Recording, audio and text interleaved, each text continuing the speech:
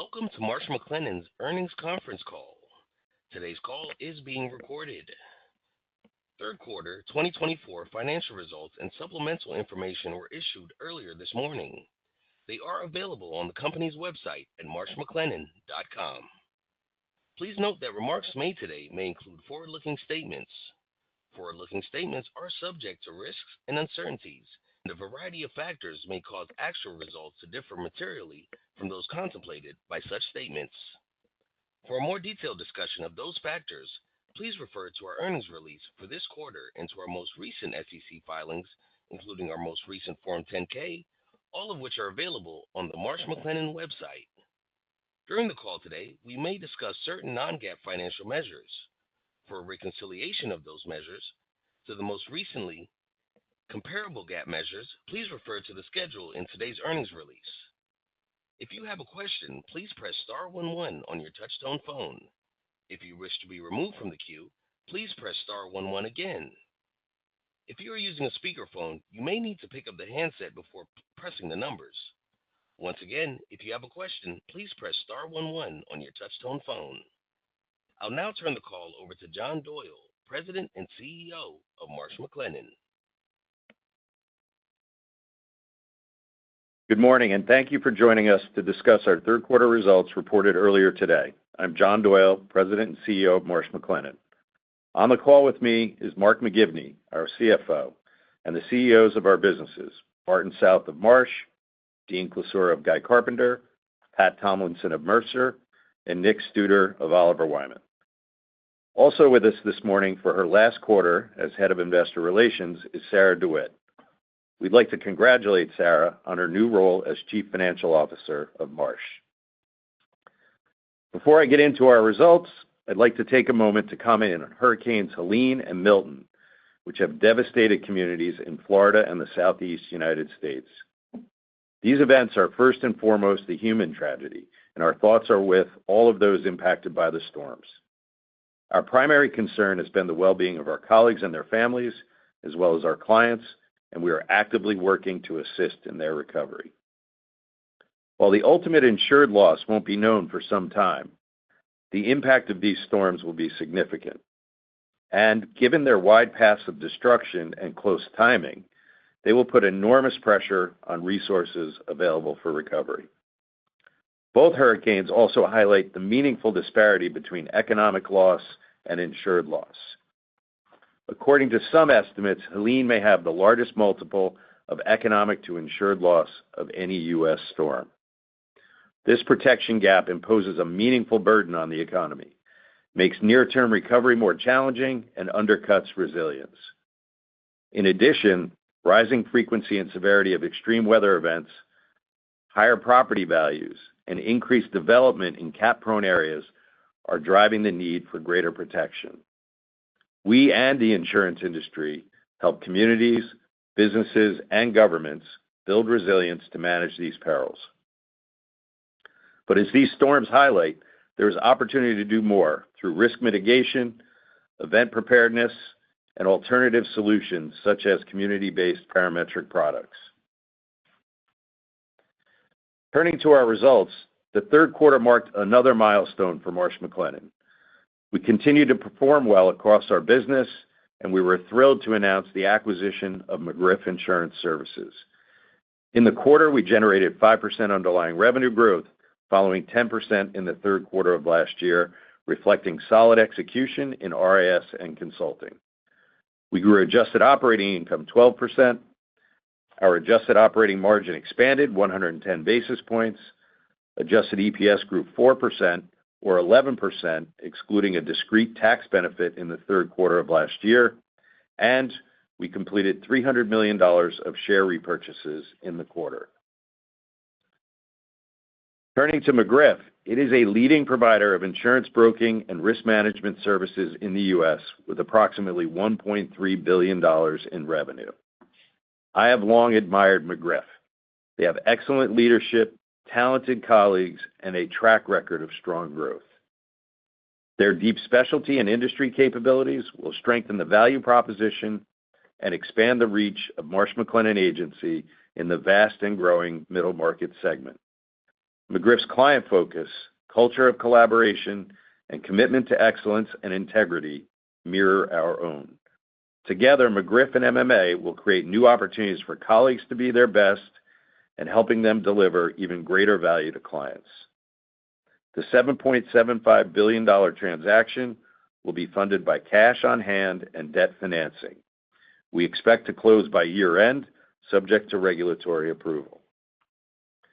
We would also expect the transaction to be modestly accretive to adjusted EPS, excluding amortization in year one, and become more meaningfully accretive in year two and beyond.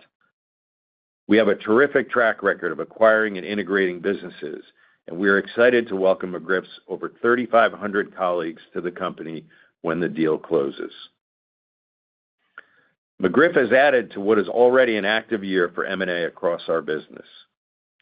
We are on track record for the largest M&A year in Marsh McLennan's history, with nearly $10 billion of capital committed to acquisitions year to date, including McGriff, Vanguard's U.S. OCIO business, Cardano, Horton, and FBBI. These acquisitions highlight our strategy to deploy capital to faster-growing segments of our business. As we have said before, we consistently focus on delivering in the near term while investing for sustained growth over the long term. Shifting to the macro environment, the overall backdrop remains supportive of growth despite what continues to be a complex and volatile landscape. Central banks have begun a cycle of easing, and consensus views of the likelihood of near-term recession for most major economies are well below where they were coming into the year. We continue to see economic growth across most of our major markets. Inflation remains elevated but declining. Labor markets remain healthy, and the cost of risk in healthcare continue to rise. That said, uncertainty remains with rising geopolitical tensions and continuing conflicts in Ukraine and the Middle East. Clients across the world continue to assess the implications of technology advances and AI, the ever-persistent threat from cyber attacks, supply chain risk, and the impact of increasing frequency and severity of extreme weather events on their businesses. Our talent, expertise, and solutions help clients manage challenges and accelerate opportunities to thrive. So, we remain positive in our outlook for growth. We are well-positioned and have a track record of performing across economic cycles due to the enduring value we bring to clients and the resilience of our business. Turning to insurance and reinsurance market conditions, the Marsh Global Insurance Market Index was down 1% overall in the third quarter versus flat in the second quarter. Rates in the U.S. and Latin America were up low single digits. Europe was flat, and in the UK, Asia, and Pacific, rates were down mid-single digits. Global property rates were down 2% versus flat in the second quarter. However, global casualty rates increased 6%, with U.S. excess casualty up approximately 20% in the quarter. Workers' compensation decreased low single digits. Global financial and professional liability rates were down 7%, while cyber decreased 6%. In reinsurance, demand continued to rise, and capacity remained adequate in the quarter. While it is too early to know the ultimate insured losses from Hurricanes Helene and Milton, we expect there to be an impact on 2025 property insurance and reinsurance pricing. Cat bonds, which posted record volume in the first half, remain likely to have elevated issuance activity through year-end, driven by a heavy maturity schedule. And capacity for casualty programs is expected to be adequate despite concerns over the pace of loss cost inflation. As always, we are helping clients navigate these dynamic market conditions. Now, let me turn to our third quarter financial performance. We generated adjusted EPS of $1.63, which is up 4% from a year ago, or 11% excluding a 10-cent discrete tax benefit in the third quarter of last year. On an underlying basis, revenue grew 5%. Underlying revenue grew 6% in RIS and 4% in consulting. Marsh was up 7%, Guy Carpenter 7%, Mercer 5%, and Oliver Wyman grew 1%. Overall, in the third quarter, adjusted operating income grew 12%, and our adjusted operating margin expanded 110 basis points year over year. For the 9 months, consolidated revenue grew 7% on an underlying basis.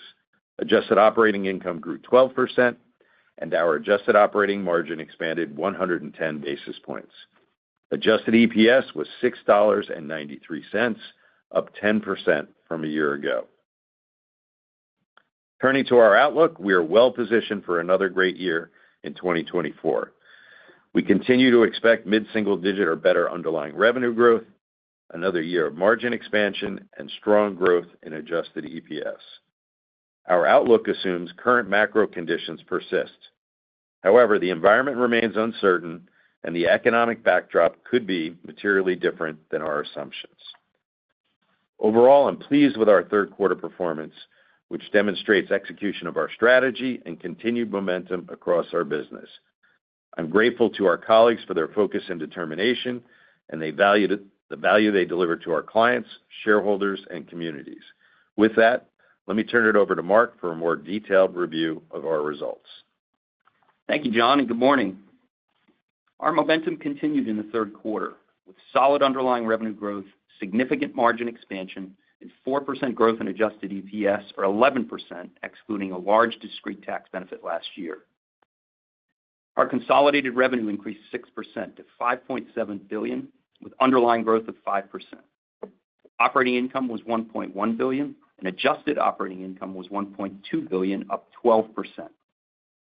Our adjusted operating margin increased 110 basis points to 22.4%. GAAP EPS was $1.51.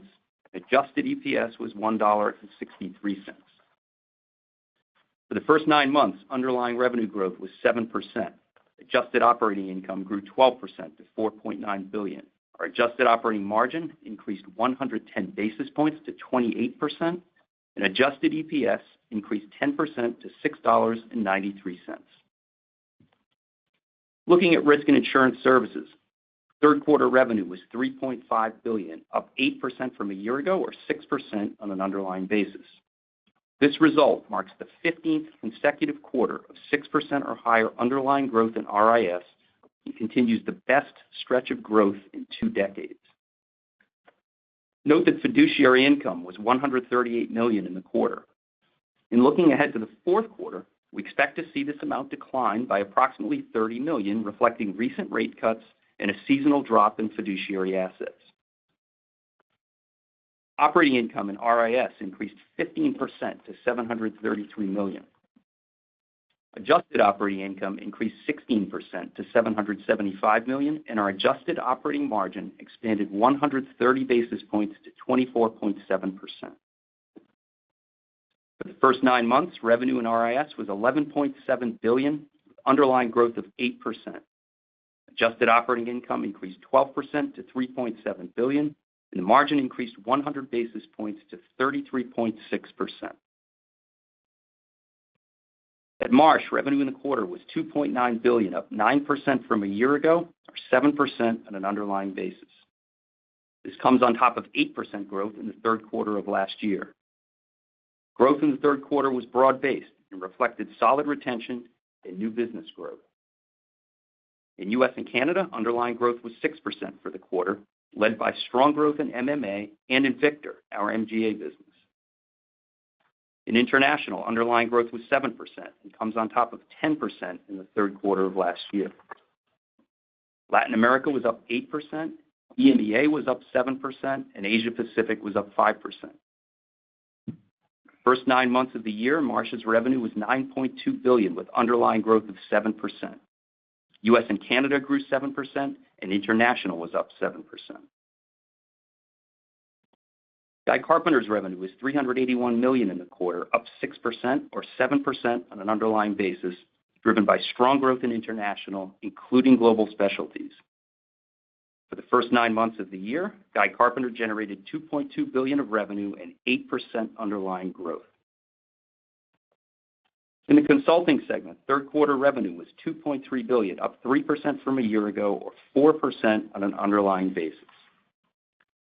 Consulting operating income was $462 million, and adjusted operating income was $478 million, up 7%.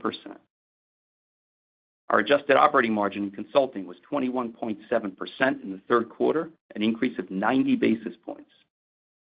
For the first 9 months, consulting revenue was $6.7 billion, with underlying growth of 5%. Adjusted operating income increased 7% to $1.3 billion, and our adjusted operating margin increased 60 basis points to 20.7%. Mercer's revenue was $1.5 billion in the quarter, up 5% on an underlying basis. This was Mercer's 14th consecutive quarter of 5% or higher underlying growth. Health underlying growth remained strong at 8% and reflected growth across all regions. Career grew 5%, where we saw strong growth in rewards and talent strategy.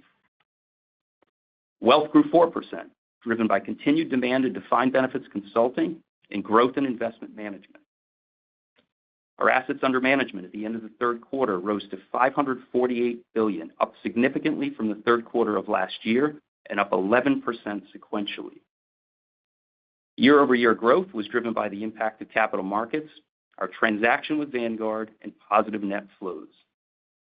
For the first 9 months of the year, revenue at Mercer was $4.3 billion, with 6% underlying growth. Oliver Wyman's revenue in the quarter was $810 million, up 1% on an underlying basis. This reflects a tough comparison to 12% growth in the third quarter of last year and softness in certain geographies. We currently see this trend extending into the fourth quarter. For the first 9 months of the year, revenue at Oliver Wyman was $2.4 billion, an increase of 5% on an underlying basis. Foreign exchange had very little impact on earnings in the third quarter. Assuming exchange rates remain at current levels, we also expect minimal FX impact in the fourth quarter. Total noteworthy items in the quarter were $78 million. These included $54 million of restructuring costs, mostly related to the program we began in the fourth quarter of 2022, as well as some transaction-related charges. Our other net benefit credit was $68 million in the quarter. For the full year 2024, we expect our other net benefit credit will be about $270 million.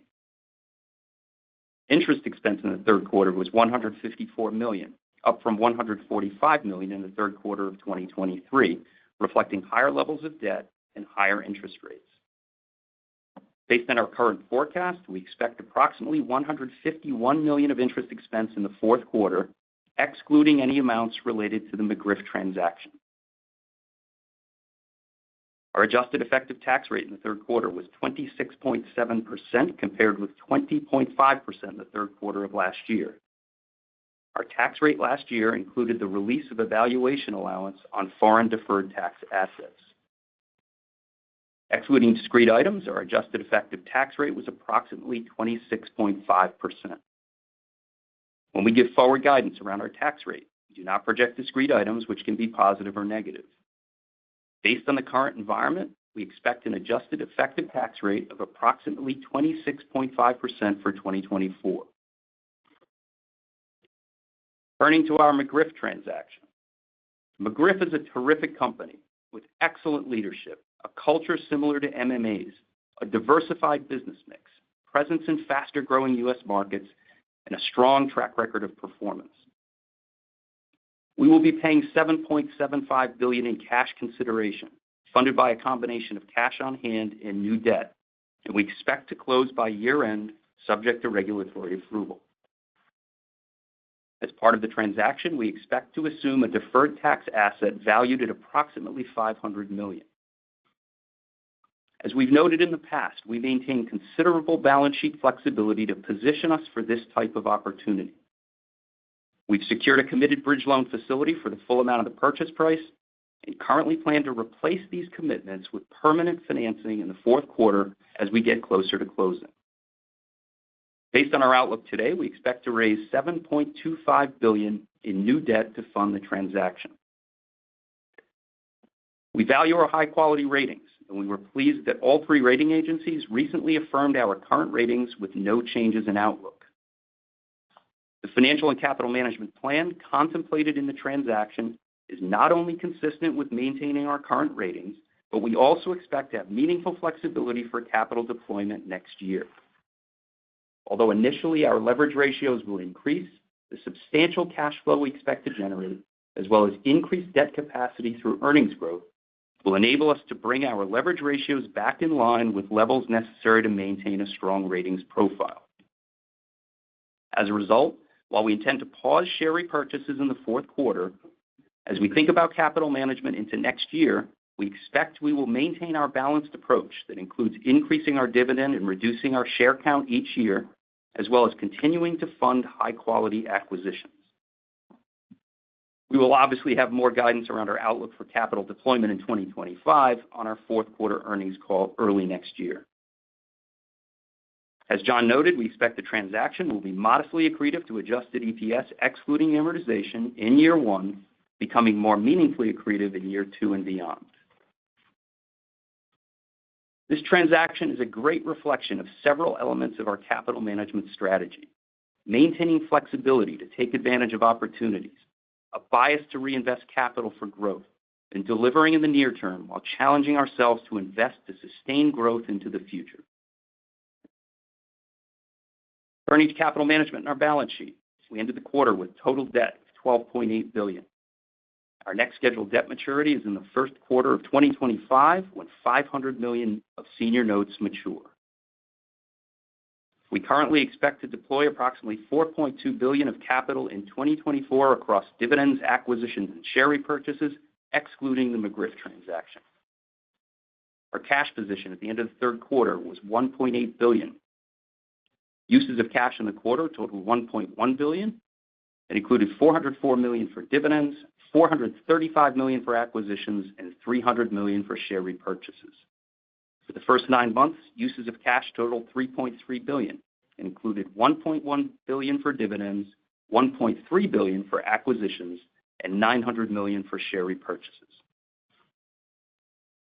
I want to spend a minute on our plans to change how we report adjusted EPS. Starting next year, we will exclude the impact of acquisition-related amortization from adjusted EPS. We will also exclude the other net benefit credit, another non-cash item. These changes will improve the comparability of our results and give investors a better sense of our core earnings power. They will also conform our adjusted EPS reporting with how we report adjusted operating margins. While there continues to be uncertainty in the outlook for the global economy, we feel good about the momentum in our business, and the current environment remains supportive of growth. Overall, we are well positioned for another great year in 2024. Based on our outlook today for the full year, we continue to expect mid-single-digit or better underlying growth, margin expansion, and strong growth in adjusted EPS. With that, I'm happy to turn it back to John. Thank you, Mark. Andrew, we're ready to begin Q&A. Certainly. We will now begin the question and answer session. If you have a question, please press star 11 on your touch-tone phone. If you wish to be removed from the queue, please press star 11 again. If you are using a speakerphone, you may need to pick up the handset before pressing the numbers. Once again, if you have a question, please press star 11 on your touch-tone phone. And in the interest of addressing questions from as many participants as possible, we ask that participants limit themselves to one question and one follow-up question. One moment for our first question. And our first question comes from the line of Elyse Greenspan with Wells Fargo. Hi, thanks. Good morning. My first question is on the McGriff deal. When you guys say, right, that you expect it, accretive to, earnings, less intangibles, can you give us some color on what your assumptions are for revenue growth relative to the $1.3 billion that you're taking on? And then also, what are you assuming for margin? I guess my question's for the year one guide, but any guide you kind of want to give us, for year two and beyond would be helpful as well. Sure, Elise, and thank you for the question. I just want to reiterate how excited we are to welcome McGriff into the family, obviously subject to regulatory approval. They have a really strong culture. It's a competitive group. They're so client-focused. I spoke to the talent in my prepared remarks, and, they'll extend our reach into, it's a vast and fragmented middle market. They have excellent specialty capabilities and industry focus. And, working together with MMA, we know they can drive better outcomes for clients, and we can create new opportunities for their colleagues as well. So we're excited about all that. We've shared, the details that we're going to share about the business, like other MMA transactions. We don't, disclose their margins when we acquire them or for that matter, how they're growing but we're excited about it. As I said, it'll be modestly accretive in year one, and more so after that. And, we expect to earn a good return on the investment over time. So there are synergies, of course, but we're conservative in our modeling, and we're very excited about what the combination can mean. Thanks. And then my follow-up on U.S. and Canada, growth was, 6% again this quarter. Can you just give us a sense of some of the dynamics that you're seeing within that market? And then relative to like the IPO and SPAC in that business, right, that's been a headwind, for a couple of years. Have you seen any improvement there in the quarter? I'm sure. I'd start at least just with, overall, I'm very pleased with our underlying growth in the quarter. I thought we had a terrific quarter. Marsh, Guy Carpenter, and Mercer all had, terrific growth. And it was really, widespread. It was across all regions and practices. And so I felt good about that. We obviously had a softer quarter of growth at Oliver Wyman, but overall, I thought the growth was good and we're well positioned. I spoke to the macro environment. It is shifting and changing, and obviously interest rates have begun to come down in some major economies around the world, and that's meant some new opportunity in SPACs and IPOs, and well, maybe not SPACs, but IPOs and M&A activity we're starting to pick up a bit. But Martin, maybe you could talk a little bit about the U.S. marketplace and some of the opportunities we're seeing. Sure, John. Well, thank you. As you said, very pleased with underlying growth of 7%, which is kind of in line with 8% in 3Q23 and 3Q22. Very good balance of growth across international and in the U.S. But I'll double click a little bit on the U.S. Performed very well, 6 on top of 6 in Q3. We saw very good growth from MMA and Victor. And to Lisa's question, we did see double-digit growth in the capital markets and M&A products. Construction, aviation performed well, and globally, very strong growth in our benefits business as well. So overall, pleased with that, good momentum, and expect that to continue. The double-digit growth, at least in capital markets, of course, is off a lower base, right after a couple of years of a soft environment there. So thank you for your questions. Andrew, next question, please. Absolutely. Our next question comes from the line of Jimmy Bhullar with J.P. Morgan. Hey, good morning. So first, just had a question following up on your comments on Milton and its impact on the market. So just specifically on reinsurance, just wondering what your expectations are on how Milton affects renewals, and should one assume that prices could actually go up, or they're just going to go down less given the high loss? Yeah, I think, Jimmy, at the end of the day, it's too early to know that, at this point. There's obviously a range of estimates out there, and the ranges are quite wide. And so there's still a lot for us to learn. Many property owners are just getting to their facilities, at this point. And so, I spoke about the overall economic impact to the Southeast and, what it means to those communities, at a human level as well.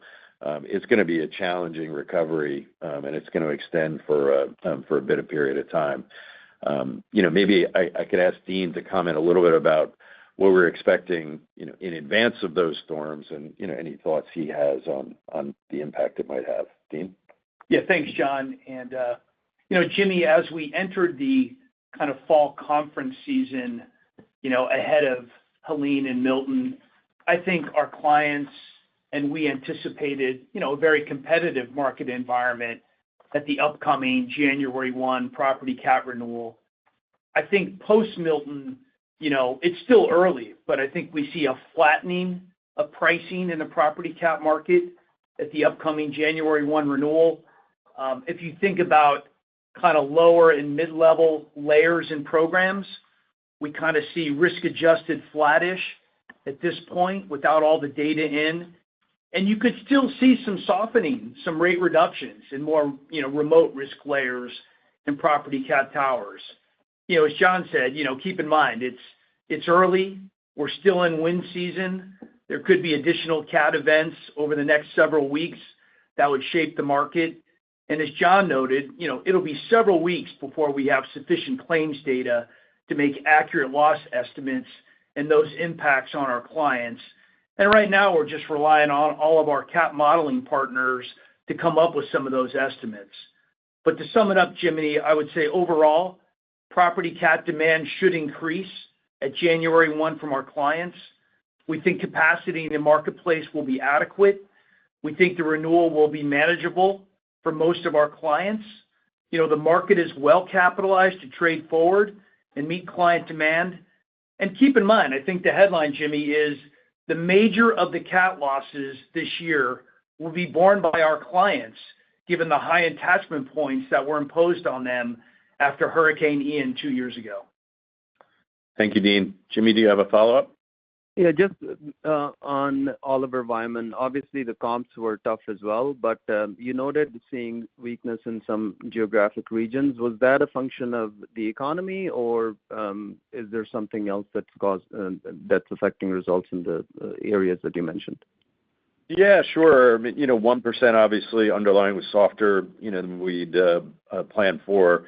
It was a tough comp, and we're up 5% year to date. And, what I would also say is, I've mentioned to you in the past, there's going to be more volatility quarter to quarter at Oliver Wyman. We do expect higher underlying revenue growth from Oliver Wyman over the medium to long term.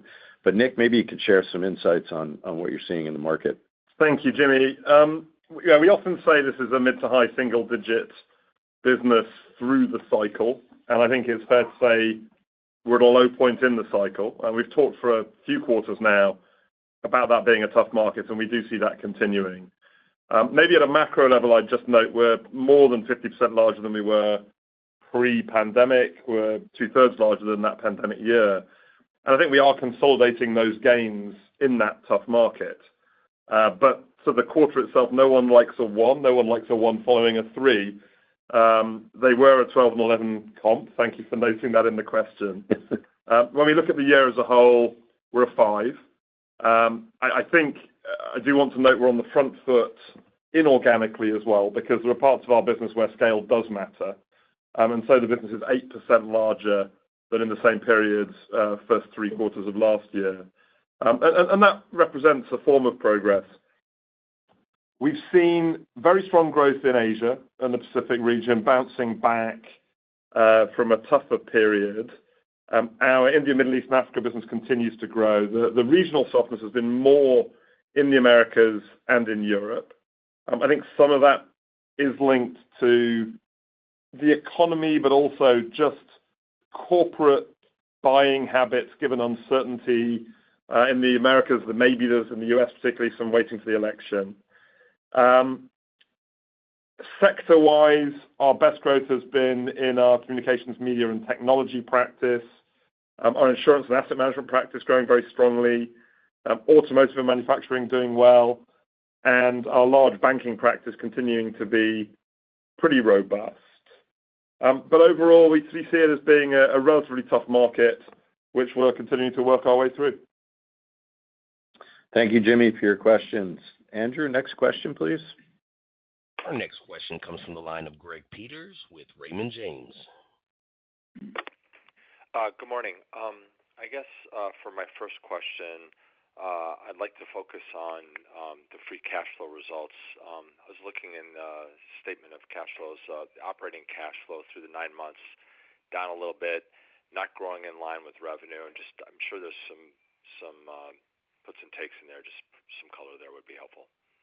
Yeah, sure, Greg. As we've noted in the past, there's going to be more volatility to free cash flow growth, certainly than our earnings growth. But Mark, maybe you could share some color. Yeah, I'll repeat that, John.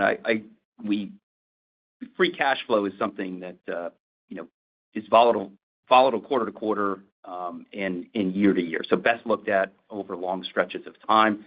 Our track record in free cash flow growth, as we've noted before, has been terrific. So we're double-digit free cash flow growth for a decade plus.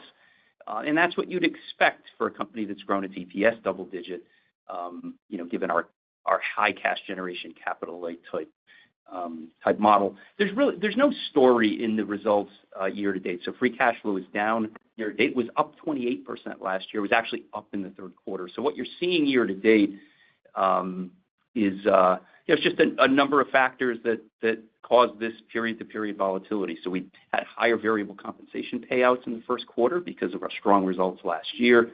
Receivables are up because of growth and just a little bit of business mix and timing. And there's just a handful of one-timers in last year's period, this period that affect the year-over-year comparison. So, overall, we have an outlook for continued strong growth in earnings, and therefore our free cash flow growth into the future should be strong as well. Thanks, Mark. Greg, do you have a follow-up? Mark, in your comments, I think you mentioned something about fiduciary income and interest income, and you provided some guidance. And I'm wondering if you could just, you guys are flying through so many comments, if you could just revisit those comments and sort of, I think you were framing it for fourth quarter, and if we could push it out and sort of frame it for next year or two for us would be helpful. Yeah, sure. Let me repeat what I said. We did have a lot in the script this quarter. So we just wanted to flag that as we look into the fourth quarter, we typically see, especially in Guy Carpenter, just given the seasonality of their revenue with so much activity in the first half, we do see fiduciary balances that tend to fall off in the fourth quarter. So we do expect fiduciary income to be $30 million or so lower in the fourth quarter from the level we saw in the third quarter. And it's a combination of the rate cuts that have happened and the impact that they will have, as well as this seasonal drop in fiduciary balances.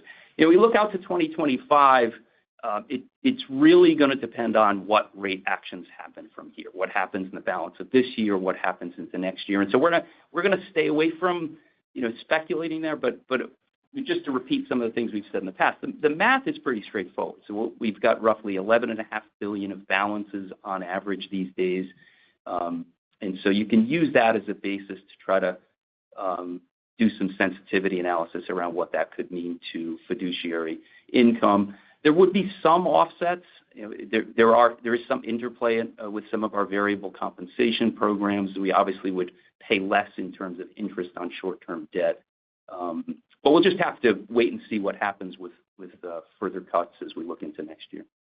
Greg, I would just add, we're accustomed to operating in a lower rate environment, so we'll adjust our plans accordingly. It will likely be an increasing headwind for us into 2025, and we model out the various scenarios, not just from this headwind, but from other headwinds as well. And so we make plans accordingly.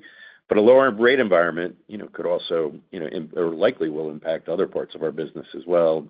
We touched on the increasing transaction risk, as a result of higher volume in M&A markets, IPOs, construction, Mercer Wealth, of course. Overall, our cost of capital, will be impacted as well. So there'll be lots of ins and outs from a lower rate environment, and we're working our way through all those issues. Thank you, Greg. Andrew, next question. Our next question comes from the line of Mike Zaremski with BMO Capital Markets. Hey, good morning. Thanks. First question on the thanks for the update on the Marsh pricing index, which moved to -1 territory, I believe. Can you help tease out how this index and kind of pricing in this marketplace is having an impact on Marsh's organic growth? I know that there's an element of fees and then commissions as well, but is the index, as it's decelerated in the last year or so, has it had any material impact on your Marsh's rate of organic growth? Well, look, first of all, Mike, what I would say is that, the markets overall, on average, are stable. Insurers have picked up quite a bit of price over the course of the last several years. So, a -1 was, some welcome relief, at least for many of our clients at Marsh, after what's been a tough pricing environment. Of course, price is ultimately a reflection of the cost of risk over time. And so, as I mentioned in my prepared remarks, the cost of risk continues to escalate. About half of our business at Marsh is sensitive to our revenue. That is sensitive to P&C pricing through commission. The rest of it, of course, is on a fee, and it's not a direct line. You have buying habits, change as markets soften a bit and the risk environment changes. You may have clients retain less risk than they had over the course of the last few years. We've talked on prior calls, for example, about the growth in our captives business. The premium and the captives that we manage have been growing faster than the premiums that we cede into the marketplace. If the market continues to get a bit more competitive, that may change. So obviously it has an impact, but it's not a straight line from price. What I would also point out to you is that our index is skewed to large accounts, and that the middle market pricing is more stable, and it's up low to mid-single digits. I hope that's helpful. You have a follow-up, Mike? Yeah, quick follow-up. I'll stick with your pricing commentary. Hopefully other people ask about Mercer Health being strong. But so U.S. excess, I believe you said was +20. That's a pretty big number. Maybe you can talk about it, whether there's dislocation in that marketplace, or what's going on. Is it going to be moves to the E&S market, or maybe that's not even an E&S? Maybe just any color you could add. That seems like it's a number that's distressed for some of your clients. Yeah, I'm sure, Mike. On the last call, in fact, I talked about some real troubling signs in the U.S. liability market. Maybe I'll ask Martin to share some insights on what we're seeing in that marketplace. Yeah. Thank you, John. I'll just start with a comment that overall the composite rating index is up about 1.5 times since 2012. The casualty book is up 6% in North America, with the excess book up 21%. At the moment, we're not seeing dislocations in that. The capacity that clients are requesting, we can place. There are smaller limits that insurers have, and we're doing jobs to think what we can do to place quota share programs for our clients to avoid compression of limits. So we don't see anything too sinister in terms of supply for clients at this point. Certainly, there's been a movement to the E&S market, and we're big players in that space. And that segment of the market has grown significantly. There's more agility in rate movement in those areas there. So we're well positioned to help them with that, and we'll be continuing to work with them as our clients deal with some of the social inflation that we've talked about in the past as well. So lots of other services that we need to wrap around that to help our clients navigate this market. Thank you, Mike, and thank you, Martin. Andrew, next question, please. Our next question comes from the line of Brian Meredith with UBS. Yeah, thank you. First one for Dean on the reinsurance side. You mentioned that you expect ample capacity in the casualty lines. I'm just curious, can you maybe talk a little bit about how are the reinsurers, you think, going to be reacting to this tort inflation that we continue to see in the marketplace at 1/1? Do you think we'll see a lot of tightening in terms and conditions? What are you hearing? What are you seeing from them? Yeah, thanks, Brian. I'll hand it to Dean in a second. But, loss cost inflation in casualty lines remains a real challenge for the marketplace overall. And, we're concerned about it from our clients' perspective. Was the talk of conference season, I think, in advance of Helene and Milton. So, Dean, maybe you could share some thoughts on what you're seeing in reinsurance casualty. Yeah, thanks, John. Brian, as John said, I think, reinsurers generally continue to express great concern about the U.S. casualty reinsurance market, focused in particular on excess casualty, as noted by John and Martin, for all the factors we've been discussing. That said, as we head to the 1/1 renewal season, we think current market conditions will largely prevail in the casualty market at 1/1. That said, we continue to see downward pressure on ceding commissions for quota share deals, averaging 100 basis points. Therefore, that's a rate increase. Excess of loss contracts, more robust rate increases in the 5 to 25% range, and maybe many structural changes to get those deals across the line. We do expect adequate, capacity in the marketplace, maybe more limited for XOL deals. Thus far, these deals are challenging, but they're getting done. They're getting across the line in the marketplace. And I really think the key for our clients, as Martin and John have said, is going to be the performance of their underlying portfolios. Are they getting underlying rate increases in their books? Are they managing limits and excess casualty in other lines? That will be the key formula for successful renewal. But, casualty is challenging right now in the market, but we think it's stable and most deals will get done. So clear signs of loss cost inflation, loss development patterns disrupted by, the impact of the economy and closing of courts and during the pandemic, and then, kind of the economic rebound. So it's challenging for all of us to get our arms around it. And we're obviously doing our best to help clients navigate the uncertainty around it. Brian, do you have a follow-up? Yeah, absolutely, John. And I know we've talked about this before, but maybe just your perspective on the business continuing to flow to the non-admitted market. Do you think that's slowing here? And then also, how can Marsh kind of react to that to mitigate that, or maybe recapture share? And does McGriff have anything, that could potentially help you benefit you in the non-admitted area? Well, to be clear, we're not losing share as a result of the growth in the E&S market in the United States. You have seen and observed outsized growth in wholesale broking, as a result of that. But we have access to those markets, and we'll access that capital if it's the right solution for our clients.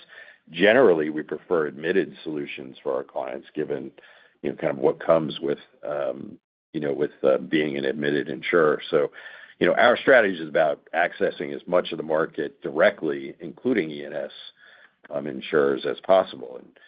And overwhelmingly, the E&S premium that we place into the market today, we do directly today, right? So, to be clear, in terms of market growth, future market growth, it's hard to say, but and I certainly understand in this dynamic risk environment, certainly multi-channel insurers that have both admitted and non-admitted, why they want to use more non-admitted solutions. It gives them more flexibility to react more quickly to the changing risk environment. So I understand that. Again, our focus is accessing capital as directly as possible and as efficiently as possible, so we can continue to drive the best solutions for our clients.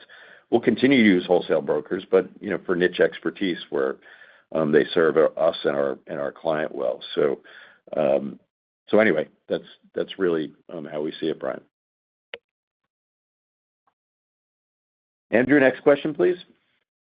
Our next question comes from the line of Grace Carter with Bank of America. Hi, everyone. I was hoping to ask a couple of cleanup questions regarding McGriff. Is there any possibility that y'all might give us some of the below-the-line impacts, like how much you're thinking amortization might increase associated with the deal, and any sort of transaction or integration expenses that we should expect over the next few quarters? Thanks. Good morning, Grace, and thanks for the question. No, we're not prepared to do that. As I said, it's a typical MMA transaction, so we haven't disclosed margins or the underlying performance of the businesses. Other than I will say, we're very impressed with the performance of McGriff. It's had strong underlying revenue growth. Its sales velocity is quite strong as well. Very similar to the performance of MMA. Thanks. And I guess on the tax rate, I know it's a bit early to be looking at next year, but just kind of considering how the geographic mix of the business might be impacted by the deal. I mean, is kind of the 25 to 26.5 original guide for this year still kind of fair to assume? And while we're on the subject of tax, if you could help us maybe think about the timeline for utilizing the DTA that you're getting. Well, we're not going to guide to 2025. We'll talk about that in January on the call. So, Mark, anything else to share on tax overall? Just to your question on the deferred tax assets. So the value I talked about is the present value of the future tax deduction stream that we affect. Again, that is going to go out over a long period of time. Thank you. Thank you, Grace. Andrew, next question, please. Certainly. Our next question comes from the line of Rob Cox with Goldman Sachs. Hey, thanks. Appreciate that it's the largest M&A year in MMC's history. I'm curious if the price you're paying for top 100 brokers has changed your thought process at all on relative capital deployment across the different avenues. Look, we've talked about our approach to capital management. We favor investing in the business over buybacks. We, as you know, aspire to raise our dividend each and every year as well. We have a responsibility, obviously, to be good stewards of our capital. So, although multiples have increased over the course of the last several years, we have great confidence in our ability to earn a return well in excess of our cost of capital. And so, should that change, or should we see a deal that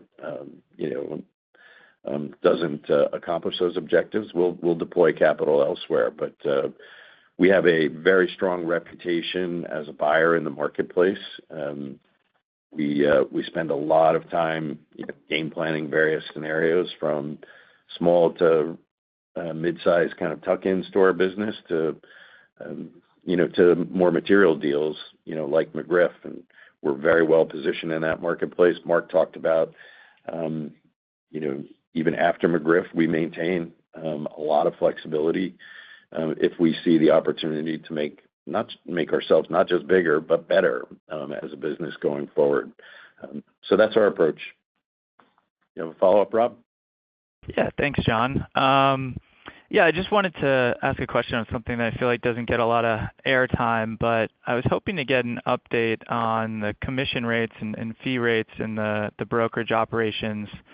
Is there anything you can tell us about how these take rates have changed over the course of the hard market in recent years? And if not, what's driving the stability? So I don't view the last several years as a hard market, right? Just to start with that. I thought, what we observed, as challenging it was for our retail clients at Marsh, was largely kind of a catch-up period for insurers on average to catch up with accelerating loss costs. It's not to say certain markets in a shorter period of time, weren't challenging. For example, when ransomware picked up in the cyber market, and the underwriting community had not really priced for that kind of risk, the market jumped pretty quickly, but then it settled quite quickly as well. And in fact, the market's coming back in favor of our retail clients a bit at the moment. So I would start with that. But over a fairly long, extended period of time, our average commission rates at Marsh have remained fairly stable. From product line to product line, there's some movement, but for the most part, average acquisition expense through Marsh has been pretty constant. Thank you, Rob, for your questions. Andrew, another question, please. Yes, our next question comes from the line of Andrew Kligerman with TD Cowen. Excellent. I made it. Thanks for taking my questions. John and Mark, your underlying growth in RIS is, nothing shy of outstanding. And we looked last year at, double-digit underlying growth. This year, it's kind of decelerated down to 6%, which is still excellent. But the question for you going forward, and I know you guide to mid-single digit or better underlying growth across businesses. So what kind of gives you the confidence that it kind of holds in this kind of 6 zone, maybe even slightly less, and doesn't decelerate further? Thank you, Andrew. We always have time for you, Andrew, just to be clear. Thank you. Look, as I mentioned in my prepared remarks, the macro environment remains supportive of growth overall. We're having a fire alarm here. Sorry. We'll check in on that, but I'll try to push through it. Hopefully, everybody can hear us. But we're in this elevated risk environment: geopolitical risk, frequency and severity of weather, cyber events, loss cost inflation, all of those things, creating opportunities for us to help clients. And pricing's moderated, but markets have been disciplined overall.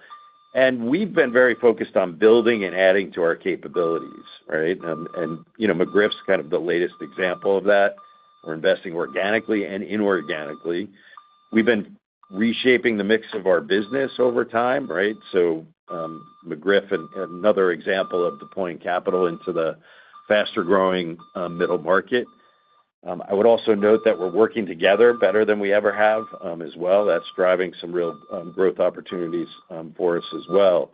So again, we'll guide around 2025 in January, but I feel like we're executing well, and in this elevated risk environment, there's real opportunities for us to continue to drive good growth in our business.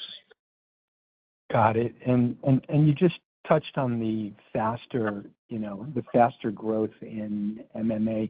Any color, John, that you could provide around, how much it outpaces the large corporate business?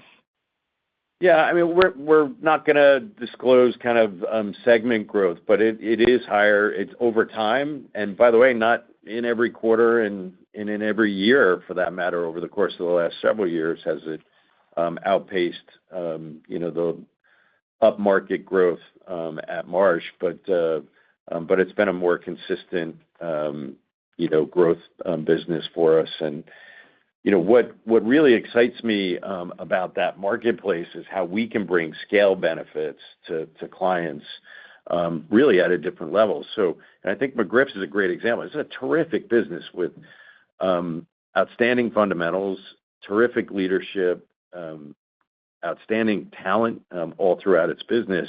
And we've shown, and as we've brought firms into MMA, we can make them even stronger. We can bring capabilities from MMA and Marsh to help them better serve clients. So we are excited about that.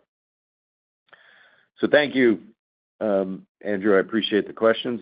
And Andrew, I think we'll wrap up the call at this point, given that we're having a fire alarm in our building. So I want to thank you all for joining us on the call. In closing, I want to thank our colleagues for their hard work and dedication. I also want to thank our clients for their continued support. So thank you all, and we look forward to speaking with you again next quarter. Ladies and gentlemen, thank you for participating. This does conclude today's program, and you may now disconnect.